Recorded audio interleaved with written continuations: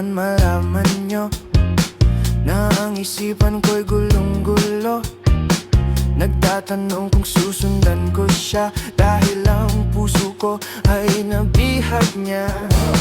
Alam mo bang minamahal ko siya at tunay ang aking nadarama.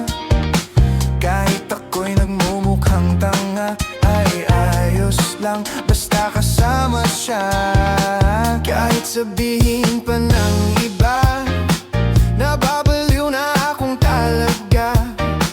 Kahit mayroong ibang nagcha-cha-cha, nagrurumba, nagsasalsa, pwedeng sabihin nyo to sa kanya. Ang puso ko'y nahihirapan na.